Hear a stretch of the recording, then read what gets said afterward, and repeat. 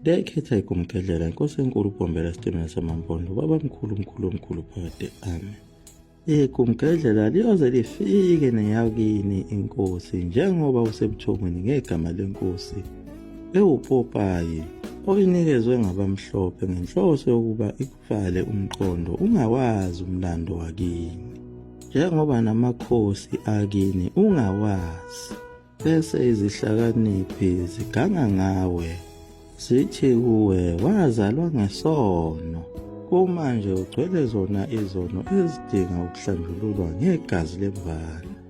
Zisho phela indlela yocansi iyadalwa uNkulunkulu yokukhanda abantwana emhlabeni. Lokho kwakuyiwo amampunge owakhohlise ngawo ogogo bethu ngazo izikhathi zokufika kwakhe uShembe kulelizwe, wabafica abantu besesinyameni esinjalo, benikezwe uNkulunkulu oyisithombe somlungu. Njengoba namanje labo bantu bathandaza ngaso isingisi, basithanda kabi ngeke bahlukane naso, ngoba phela yiso esiyobafaka kuleli zulu lomlungu, kulapho abayobe bekwitiza khona bethi, in the name of the Father, of the Son, of the Holy Spirit, glory. Kodwa yayikhona enye inkosi yakhona futhi emachunini eyayisencane, ogama layo okwakuthiwa uMfungelwa Mchunu. Le nkosi esencane yavele yaqubuka ukugula. Ngalesi sikhathi kubuya zona izinkomo ediphini, yaba nawo ukugula okungaqondakali okusolakala yena futhi umkhunkulu wayengenisile ezindlini zamakhosi ngenhloso yokubulala amakhosi nezingane zamakhosi ukuze azuze isihlalo, bese kuhlala yena umngani wakhe lona phela azomlawula uma esehlile esihlalweni sobukhosi. Kwaba nzima kakhulu ukugula kwalo mntwana, ngoba phela yena umntwana enkosi lona wayevele awe phansi aphelelwe ngamandla, ukuphefumula kube nzima kakhulu kuye. Ilapho-ke inkosi eyathumela khona omunye wamadodana ayo okwakuthiwa nguJozi Mchunu. Wathuma aphuthume khona enkosini Ilanga, njengoba kwazwakele ukuthi phela inkosi Ilanga yayikhona lapha esizweni sasemachunini emzini wenkosi uSimakade Mchunu owawubizwa ngokuthi kusezondehleka. Lo ndodana wenkosi owathiwa nguJozi Mchunu wathatha lona ihashi waphuthuma enkosini yasePhakameni. Nqabashi ihashi ngejubane libheke khona ezondehleka. Waye wafika kwaZondehleka wafica inkosi yamaNazaretha ihlezi etafuleni ezipholele. uJozi wafike waguqa phambi kwalo itafula lenkosi ehefuzela, walubika udaba lokuthi konakele emzini wenkosi. Ingane yenkosi kube ukufika kwenkomo ebezibuya ediphini, yawa phansi yaphelelwa ngamandla, yaphefumula kancane. uJozi wabika nokuthi akuyena umuntu owake wahlupha ngokugula ngisho nasekuzalweni kwakhe. Inkosi Ilanga yathula isikhathi eside ishaya ngomunwe wayo etafuleni. Yazwakala isikhuluma emveni kwesikhathi isithi igama lalomntwana bambiza ngokuthi ungubani. uJozi wabe sephendula ukuthi ubizwa ngaye uMfungelwa. Inkosi Ilanga yabonakala siyithatha ipheshana nepeni. Inkosi Ilanga yabhala kuleli pheshana elincane igama lalo mfana owayegula kakhulu, egulela khona ukufa. Yabe silinika yena lo ndodana owakuthiwa uJozi Mchunu, owayedlule endleleni wathatha umzala wakhe owayebizwa ngoNokwezela Ndlovu. Inkosi yathi mayibanika leli phepha yase ithi, hambani niye entabeni niyothandaza. Uma niqeda ukuthandaza leli pheshana kuyomele nilithathe nilifake ngaphansi kwetshe, Ngempela uJozi oyindodana yenkosi yamaChunu bahamba nomzaa wakhe baya entabeni, bafike bakwenza lokhu ababeyalwe ngakho. Bathi mase beqedile base bebuyela kuyo futhi inkosi beyobika ukuthi bahambe kanjani entabeni nomthandazo wabo. Inkosi Ilanga yabe isithi kuye umfana weHashi onguJozi Mchunu, phindela emuva ekhaya. Uma sewusuka lapha uhamba endleleni ungabheki emuva, futhi uze ungakhulumisi muntu noma ngaba yisimo esinjani.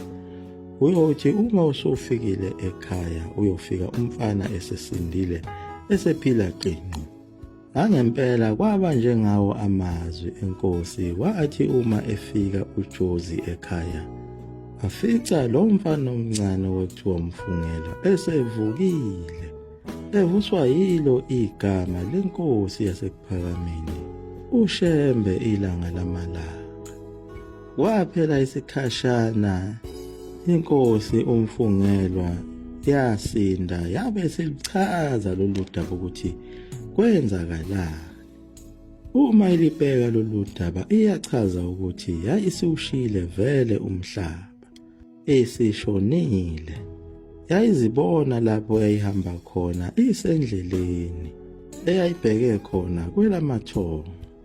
Endleleni yafica indawo enhle onotshani obuhle obuluhlaza. Ilapho khona ethi yahlangana nayo inkosi enhle yaseKuphakameni Ilanga Lamalanga. Inkosi Ilanga yambuza ukuthi uyaphi. Wabe sephendula uMfungelwa wathi uya ezulwini. Yabe isithi inkosi Ilanga, ubaba wakho usethumele isithunywa kimi, wacela ukuba ungafi. Wacela nokuthi kuyofanele ngikuvimbe ngikuphindisele emumva. Mntanami, ngizokuphindisela emumva emhlabeni ubaba wakho ngoba uyakudinga. Kodwa-ke ungamangali uma uzithola ungasezwa kahle emadlebeni. Inkosi uMfungelwa yaphatheka kabi khona lapho endleleni eyiya ezulwini.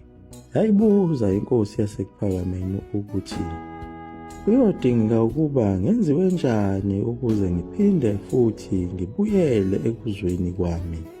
Yabe simchazela inkosi ukuthi izindlebe zakho ziyoqala ngawo ukuvaleka ngqi, kodwa kuyodlula izinyanga ezintathu ziyobe seziyavuleka. Inkosi Ilanga yakhuluma indaba eyababuhlungu kuyo inkosi uMfungelwa bekhona lena kwelizayo, lapho eyamnika khona imfihlo eyababuhlungu.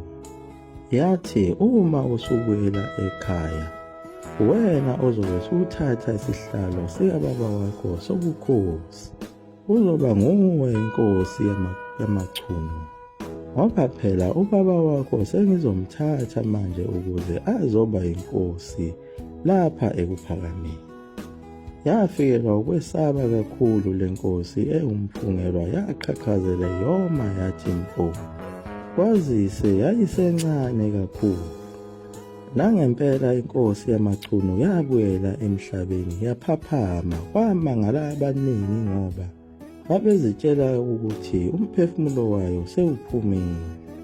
Nangempela kwenzeka njengawo amagama enkosi yaseKuphakameni, ngoba phela wahlala izinyanga ezintathu zonke engezwa emadlebeni.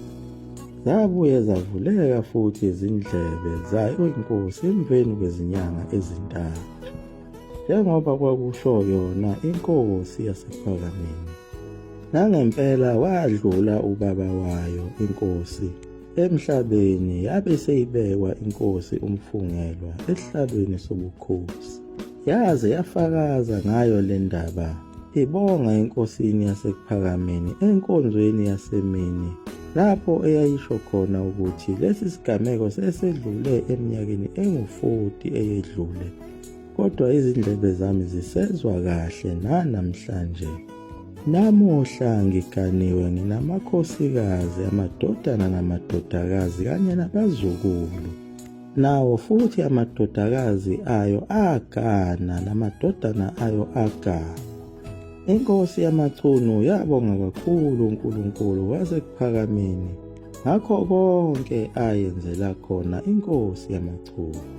Kodwa igumgedlela liyadumala ngoba ukhona futhi omunye umuntu wasemaChunwini othi noma kungathiwani mina ngilinde igagaramba, noma ngabe ayingenzeli lutho, kodwa ngigabe ngalo igama elithi wafa wavuka wanqoba ithuba. Alikho elinye igama. Ma ebuzwa ukuthi uba ani lowo, bese ekhomba phezulu kulo iplangwe elinopopayi athi yiyo lena indodana yomuntu. Ushoyo yena umzukulu wayo lenkosi umfungelwa eyasiniswa uShembe ekufeni eyibuyisa isikwe lamathongo. Zisebuthongweni ngegama layo inkosi yaguqa lapho igumgedlela mzula amaphutha omkhovu 20 umneswa phakathi ami.